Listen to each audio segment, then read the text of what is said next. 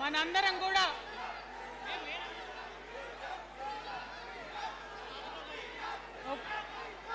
ఒక్కసారి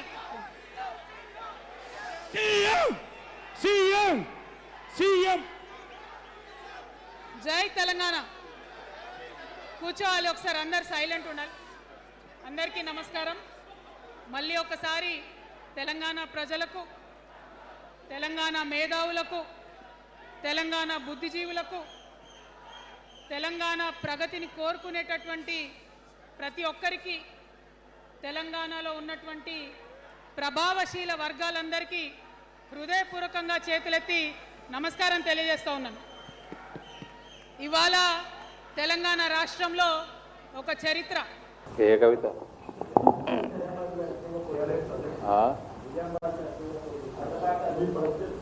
అప్పుడా మేమే మర్చిపోయినాం, మీకెందుకు కాదండి. తెలంగాణ పిట్టల దొర అని ఒక క్యారెక్టర్ ఉంటుంది, మీకు ఐడియా ఉందా? మీ సీనియర్లకు ఉంటుంది బాగా. మీరంతా యంగ్స్టర్స్ తయారైపోయారు మీడియాలో. పిట్టల దొర అని ఒక క్యారెక్టర్ ఉంటుంది. అట్లా ఆంధ్రాకి వస్తే తుపాకీ రాముడు అంటారు. కట్టె తుపాకీ పెట్టుకొని, చినిపోయిన కోటేసుకొని, లూజ్ ప్యాంట్ వేసుకొని తిరుగుతూ ఉంటుంది క్యారెక్టర్. చిన్నప్పటి నుంచి చూస్తూ ఉంటాము, ఊర్లలో నాటకాలు చేస్తూ ఉంటారు. ఏమంటాడు పిట్టల దొర, చెరువు కింద తూంబెట్టినా, చెరువు నిండా బియ్యం నింపిన, ఇట్లాంటి డైలాగులు కొడతా ఉంటాడు. సో ఇప్పటి నుంచి ఏళ్ళటి నుంచి మీరు ఇప్పటి వరకు పిట్టల దొర క్యారెక్టర్ చూశారు తెలంగాణలో. ఏళ్ళటికి వెళ్ళి పిట్టల దొరసాని క్యారెక్టర్ చూస్తారు. ఇప్పటి వరకు చూడలేదు. ఇంకంతే. ఇంకేమైనా ఉన్నాయా ప్రశ్నలు?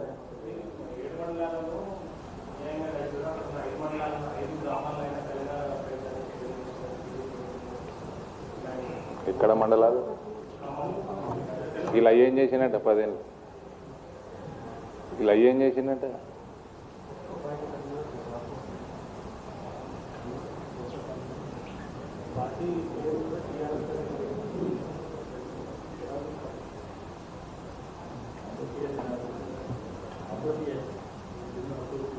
ఏం మేము చూడం బాస్ అవన్నీ. ఏడే టైం ఉందండి ఊరికి. ఇప్పటికే 1,00,000 ఉంటాయి ఇష్యూస్ ఎంపీ అంటే.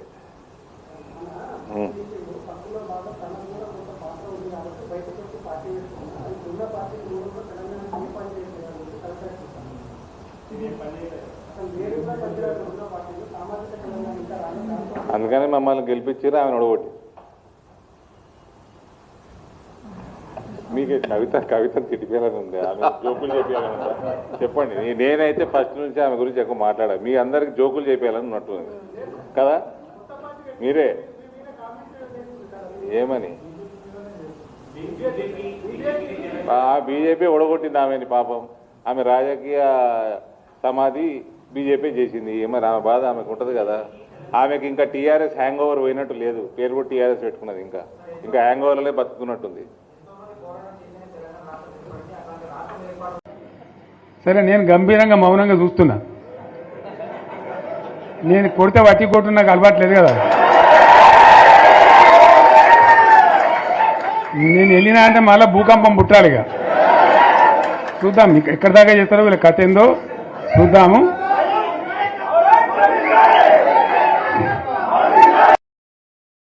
ఇప్పుడు రాజకీయాల కోసమో ఇతర కారణాల చేత అభివృద్ధిని అడ్డుకుంటే మనకు మనమే మరణ శాసనం రాసుకున్న వాళ్ళం అయితము. రాజకీయాలు వస్తూ ఉంటాయి, పోతూ ఉంటాయి, చూస్తూనే ఉండరు కదా. ఒకప్పుడు ఏ పార్టీని బతకనియేమో, ఎవరు రాజకీయం కాదు కదా, నిద్రలో కూడా శాసనసభ్యులు అవుతామన్న ఆలోచన చెయ్యొద్దు అని ఆనాడు అక్రమ కేసులు పెట్టి ఎందరిని ఎంతమందిని జైళ్ళకు పంపించారు. ఇవాళ వాళ్ళే తన్నుకొని చేస్తున్నారు. ఒకరు కడుపులో కత్తులు పెట్టుకొని కౌగిలించుకుంటున్నారు. ఎవరు అక్కర్లేదు, వాళ్ళని వాళ్ళే పొడుచుకుంటున్నారు. విపరీతమైన అవినీతి సొమ్ము వచ్చిన తర్వాత సొమ్ముల పంపకాలలో కుటుంబ పంచాయతీలు ఇవాళ కుటుంబంలోనే ఒకరు సహించుకోలేని పరిస్థితి. ఒకరి మీద ఒకరు యాసిడ్ దాడులు చేసుకోవాలని ఒకరిని ఇంకొకరు నవ్వుతూనే కడుపులో కత్తులు పెట్టుకొని కౌగిలించుకునే పరిస్థితులు ఈ రాష్ట్రంలో దాపురించినాయి. పాపం ఊరికే పోదు. పెద్దలు చెప్పిండ్రు, చేసుకున్న వాడికి చేసుకున్నంత మహానుభావ అని చెప్పిండ్రు. చేసిన పాపాలు ఎక్కడికి పోవు, ఖచ్చితంగా ఆ పాపాలు వెంటాడుతూనే ఉంటాయి. వాళ్ళు అనుభవించి తీరాల్సిందే. ఆయన వెనకాల ఈయన ఉన్నాడని, ఈయన వెనకాల ఆయన ఉన్నాడని. నేను ఒక మాట చెప్పదలుచుకున్నాను, అంత చెత్తగాళ్ళ వెనకాల నేనెందుకు ఉంటానయా? నేను నాయకుడిని ఉంటే ముందుంటా, మా వాళ్ళకి తోడుకుంటా. వాళ్ళ కుటుంబాలు వాళ్ళు కత్తులతో పొడుచుకొని హరీష్ రావు, సంతోష్ రావు వెనకాల రేవంత్ రెడ్డి ఉన్నాడు అని ఒకరంటే, లేదు కల్వకుంట్ల కవిత గారు వెనకాల రేవంత్ రెడ్డి ఉన్నాడని. మీరంత దిక్కుమాలని తెలంగాణ ప్రజలు బండకేసి కొడితే మీ వెనకాల ఎవడన్నా బుద్ధునోడు ఉంటాడా? అన్నం తినవాడు ఎవడన్నా మీతోను ఉంటాడా? నేను ఉండేది పాలమూరు జిల్లా 4 కోట్ల తెలంగాణ ప్రజల వెనుక ఉంటా, తోడుంటా, వాళ్ళ కోసం పని చేస్తా. నాకంత సమయం లేదు ఇంత పనికిమాలతోని కలిసి. లేకపోతే వాళ్ళ మీకు మీరే పంపకాలలో వచ్చిన పంచాయతీలు మీరే పొడుచుకుంటారు. మేము చూస్తే చాలు. జరుగుతున్న పరిణామాలు అందరికీ తెలుసు. దయచేసి మీ వివాదంలోకి మీ కుటుంబ పంచాయతీలనో మీ కుల పంచాయతీలనో మమ్మల్ని లాగకండి. మాకెలాంటి ఆసక్తి లేదు. మిమ్మల్ని ఎప్పుడో ప్రజలు తిరస్కరించిండ్రు. మీరు కాలం చెల్లిన 1000 రూపాయల నోటు లాంటోళ్ళు. ఆ చూసిన వాళ్ళ నవ్వుతా ఉన్నారు, ఈమెకేం సమాధానం ఎగురుతా ఉందని చెప్పి. సరే, ఆమె కథ అట్లుంటే మరి ఎందుకు బీసీలు మన రాజ్యం మనకు కావాలని అడుగుతున్నా అంటే, ఇవాళ పేపర్లలో ఒక వార్త వచ్చింది, మీడియా మిత్రులకు బాగా తెలిసి ఉంటుంది. బెంగుళూరులో కుక్కలకు, బెంగుళూరులో పట్నంలో తిరిగే ఊరు కుక్కలు ఉంటాయి కదా, ఊరు కుక్కలకు రోజుకు భోజనం పెట్టేందుకు 22 రూపాయలు 40 పైసలు ఖర్చు పెడతారట. బెంగుళూరు పట్టణంలో తిరిగేటువంటి కుక్కలకు, ఈనాడు పేపర్లో ఉంది, లేదంటే టైమ్స్ ఆఫ్ ఇండియాలో ఉంది, మీరు చూడండి. బెంగుళూరులో రోడ్ల పండి తిరిగేటువంటి కుక్కలకు 750 క్యాలరీల శక్తినిచ్చే ఫుడ్ పెడతారట.